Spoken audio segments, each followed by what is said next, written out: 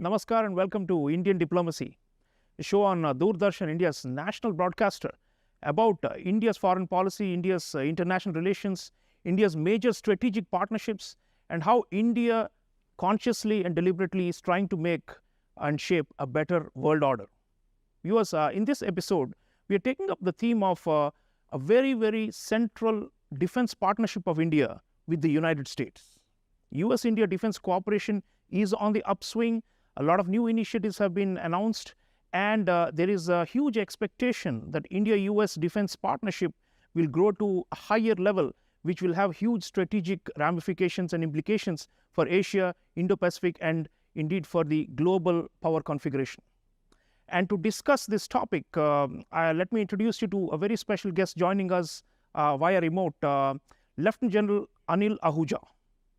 General Ahuja is a decorated retired officer of the Indian Army, and he was actually the co-chair of the task force, interagency task force on the US-India Defense Technology and Trade Initiative. I want to welcome General Ahuja to the show. Thank you for joining us, General Ahuja. Thank you, Professor Chaulia.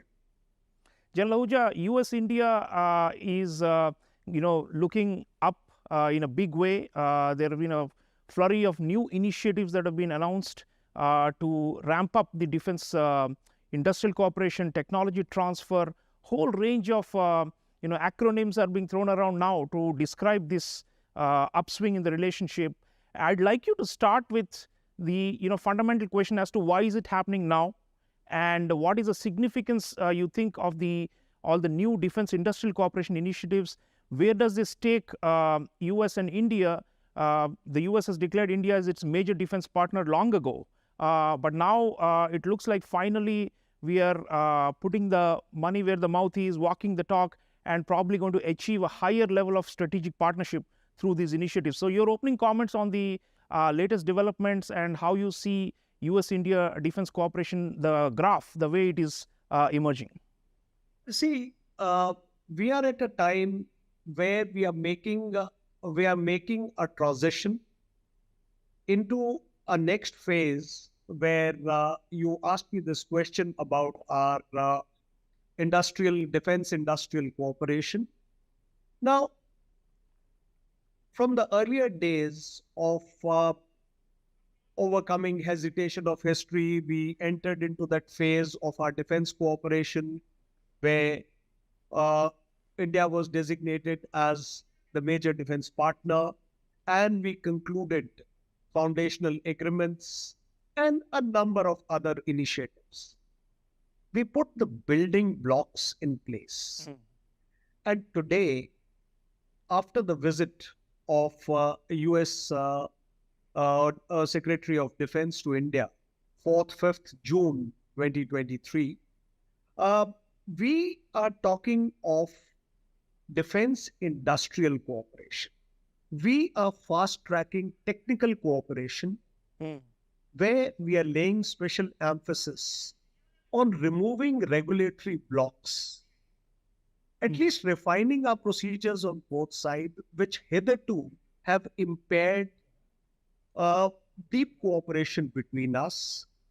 We are focusing on co-development of new technologies, on co-production of existing and new systems, whether it's in the land, air, or maritime domain.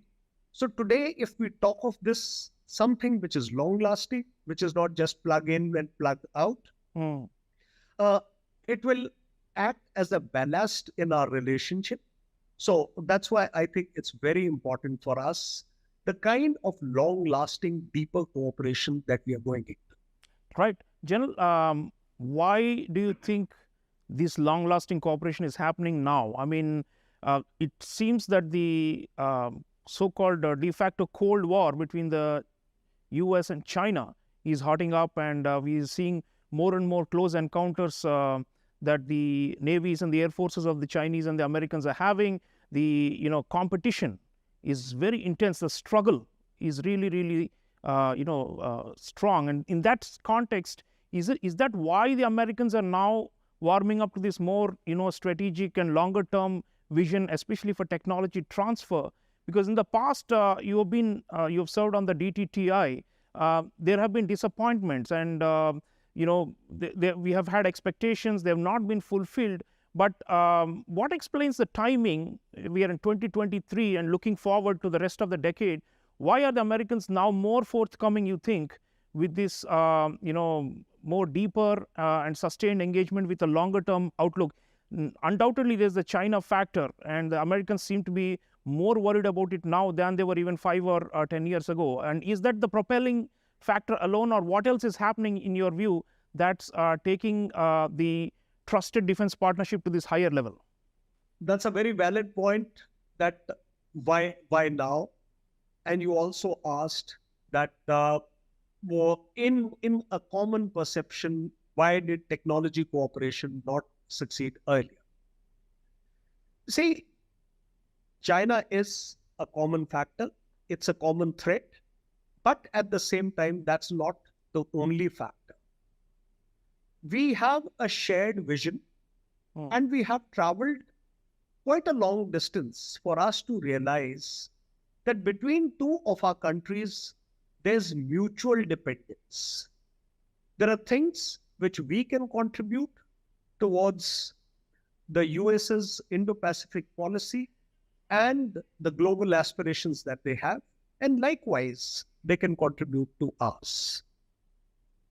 So today, in the Indo-Pacific, when we are looking at the threats that exist across multiple domains, the warfare has gone much beyond land, air, and sea.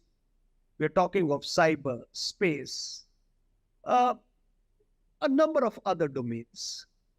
Now, in these, to bridge the gap with our adversaries, if we work together, we have great talent in our country, we have skilled manpower in our country, and working together, we can bridge this technology gap in a telescoped time frame, and we can do it together. And there are, like I said, there are mutual benefits. Now, your second part of your question was, why has it not succeeded as yet? Well, the perception, yes, outside is it's not succeeded as yet. But let me tell you, technology cooperation is not where the technology comes packaged as ready to use or comes gift wrapped. No, it doesn't. Now, technology comes by and by when we work together.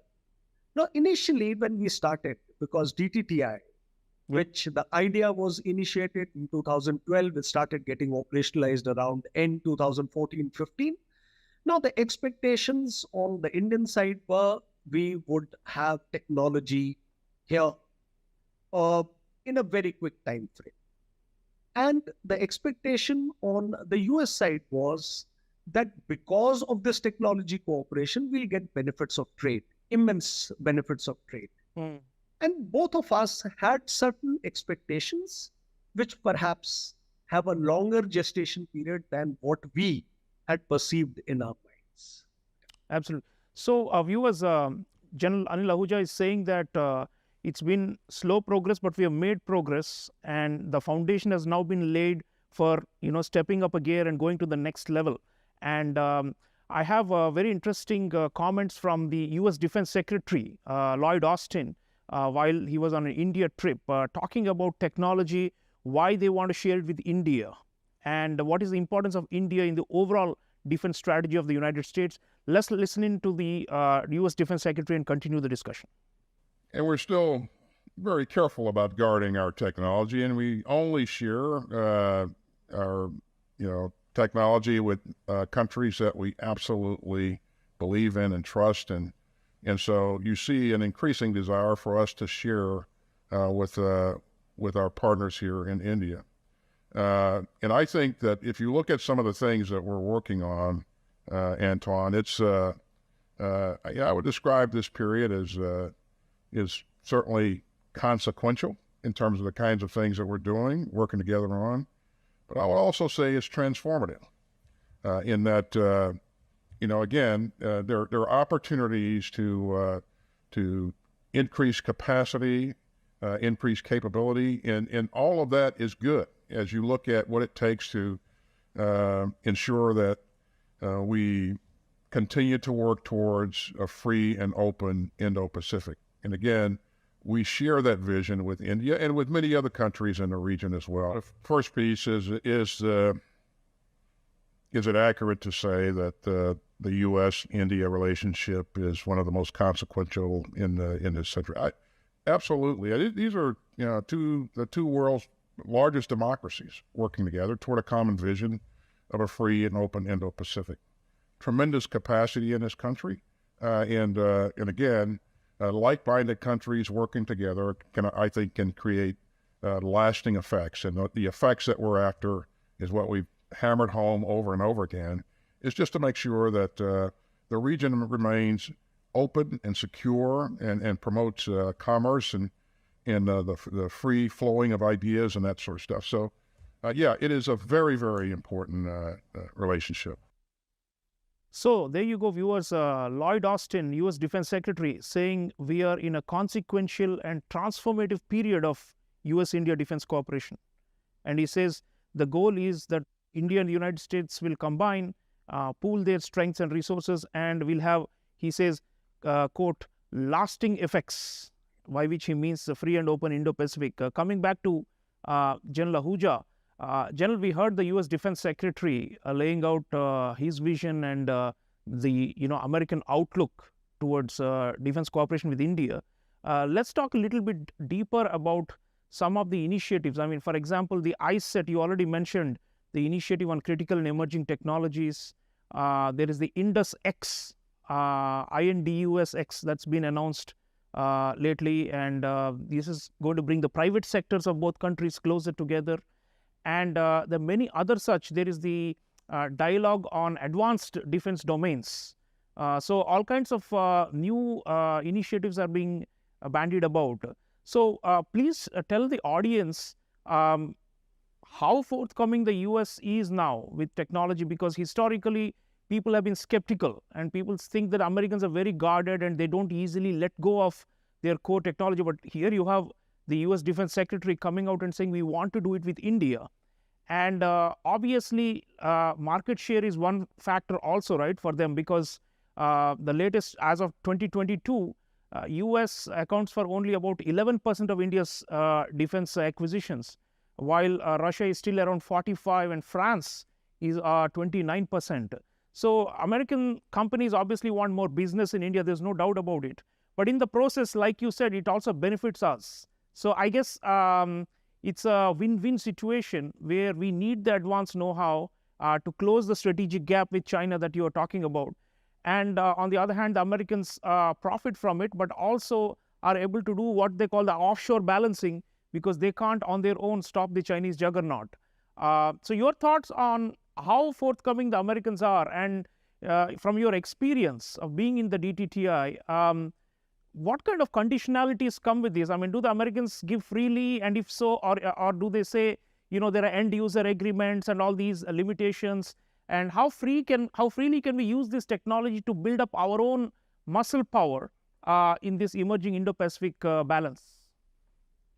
That's a very valid point, and particularly considering from our past experience, where despite traveling for a long distance, we haven't been able to create something, I would say, a quotable quote, like perhaps a nuclear submarine being leased or such like headline making things. Well, yes, we've not been able to do it. And so rightly, somebody would ask, why would you do it now? Yes, the question today is that the technology cooperation, it will come as our strategic convergence increases, as our visions converge. Now, there is something beyond the monetary inputs or the strategic significance of withholding the technology. there is something greater than that, which is spurring this activity. Our capability to contribute to the US capability development in technology has also increased. So today we are converging because we can support each other. And then, yes, it definitely gives us a much greater market. And the market access that we have in India with the application of artificial intelligence and the quantum and the space, uh, all the aspects that we cover in ICT, their applications are much wider. Now, the next question is, are there restrictions? Do they come with a certain amount of controls? Yes, definitely. No technology comes on platter. Like I had already said, it takes time progressively to transfer technology. It takes time to progressively absorb and imbibe technology for its application. So today, we have to do the capability mapping, an honest capability mapping on both sides. And for our side, for getting technology, we should be clear about what is our base level, where can we absorb it, and in what time frame. It's not going to be absolutely smooth flow. We have to work honestly, sincerely, learning the lessons of our previous cooperation to overcome the impediments in licensing and other so-called bureaucratic hurdles, which when we sat as bureaucratic appointments, we called them bureaucratic guardrails, whether you want to call them hurdles or guardrails. Well, we have to work hard, but there's an opportunity. We have to work hard, says Lieutenant General Anil Ahuja, viewers. And on this, I'd like you to listen into Dr. Stuti Banerjee. She's a senior research fellow at the Indian Council for World Affairs, a think tank in New Delhi. And she's talking about 3 areas which she thinks are critical for the takeoff of the US-India defense partnership. Let's listen into Dr. Banerjee and continue the discussion.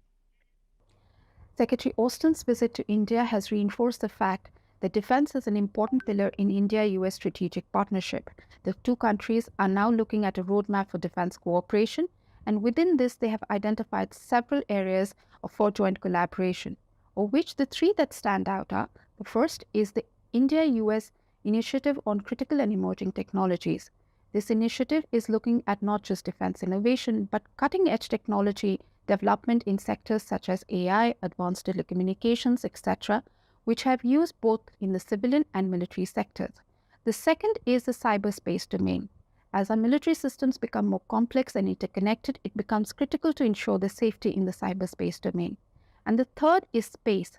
Both the IAF chief and the CDS have highlighted that militarization and weaponization of space is increasingly becoming a reality. The United States has announced a Space Force, and it becomes critical to ensure the safety of our assets in space. Therefore, a cooperation in this sector also becomes very important.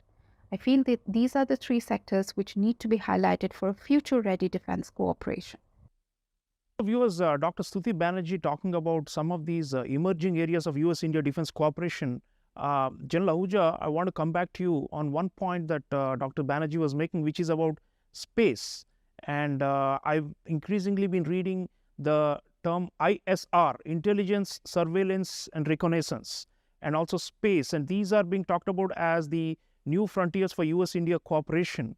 And at an operational level, you've commanded Indian Army forces along our 2 borders. At an operational level, how important is this? I mean, already US-India, we have signed the foundational agreements, as you mentioned, including the one on geospatial intelligence, including satellite imagery and all this.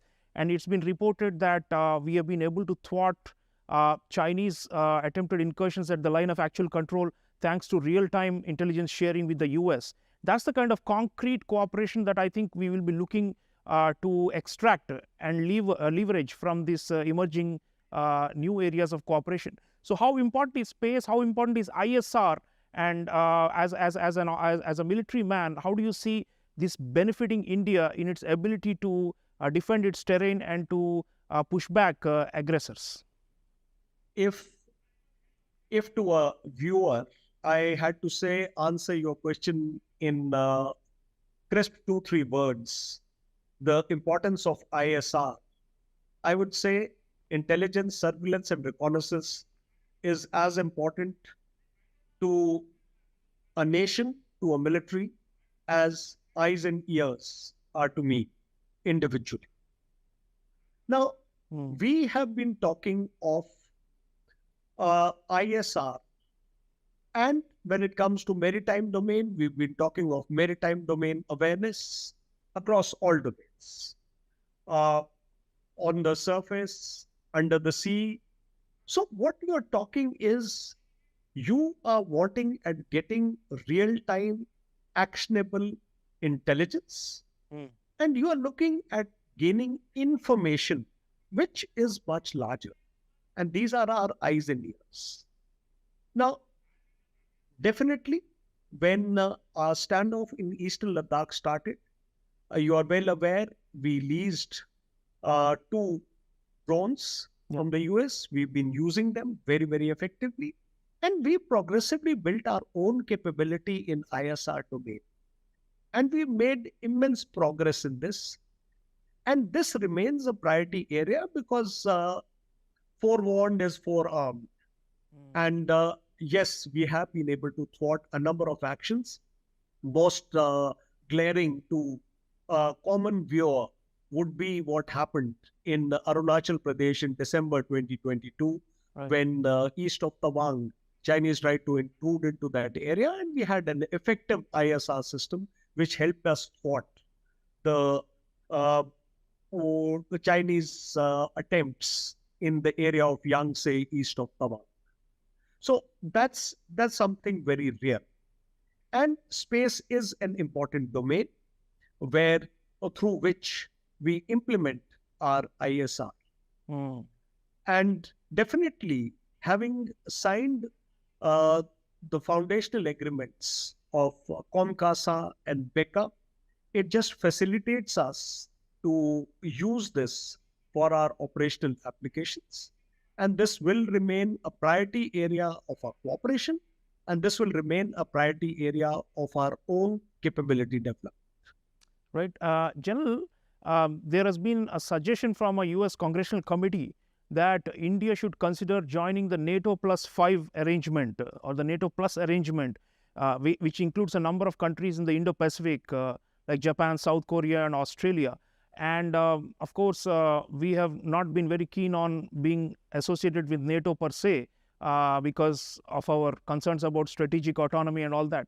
But short of joining some NATO plus arrangement, we already have the Quad grouping anyway in the Indo-Pacific, which includes some of these countries. But short of that, short of NATO plus, or short of any kind of formal alliance, which will not be palatable in a sovereign, independent-minded rising power like India, what more can we do operationally? We are doing a lot of joint exercises already with them, and now the issues of permanent presence perhaps in the Indo-Pacific, especially in the maritime domain, and what more can we do with these new technologies and the new defense cooperation? How can we deploy these, in your view, to deter and counter the Chinese expansionism, which is actually directly challenging India's influence in the Indian Ocean region? See, as it is, we are playing a very important role in Indo-Pacific maritime domain awareness. We have a fusion center for the maritime information. Our viewers would already be aware of this. And cooperation in technology helps us to gather this information and pass it in real time. It enhances our capability many folds. So definitely we should go ahead and cooperate in enhancing our capability of domain awareness and in terms of ISR, like I had already mentioned in the earlier question. Now, whether we join any other countries, whether we have a NATO kind of a cooperation, Well, these are issues which have uh, much greater implications beyond the military domain, and which are based on the principles of countries' foreign policy. And perhaps uh, some of the diplomats may be much better to answer this than a military man, because as a military man, I would like to get the maximum information, maximum intelligence in the quickest time, what I call an actionable intelligence, and definitely understand that the technology enables me to plug in much far and wider with our partners and to get it much faster. Now, what mechanism we institute internationally, I would like to reserve my comments than giving some over the top comment on this. Thank you. Thank you. So, viewers, Lieutenant General Anil Ahuja is saying that as a soldier, he would want maximum intelligence, maximum inputs, maximum technology, maximum weaponry, and so that we can close the gap with our principal adversary in the Indo-Pacific and also deter territorial aggression by this adversary. So, US-India partnership remains a bulwark. It's an important pillar of India's strategic growth. There's no question that India can become a leading power in the world only through stronger military. And for a stronger military, we need trusted technology partnerships. The US-India one promises to be a very, very central one for that going forward. So let's hope that this partnership really flowers and flourishes and yields the results that we all expect sooner than later. And of course, the Chinese are watching warily, and they will be concerned about this. But then now we have a new India that's going ahead with its core strategic objective of becoming a leading power through leveraging its major friendships and partnerships, undeterred by whatever our external adversaries want us to do. So we are making the right steps, and this is the US-India defense cooperation is one example of a more confident and a more assertive India on the world stage. I want to thank Lieutenant General Anil Ahuja for sharing valuable insights, expertise. Thank you, General. Thank you so much. Thank you. Thank you very much. So there you go, viewers. US-India defense cooperation is something to look forward to. It's a game changer if implemented as per the vision of the two sides, and it's something that we need to support as part of India's rise. I'll see you again next time. Until then, take care.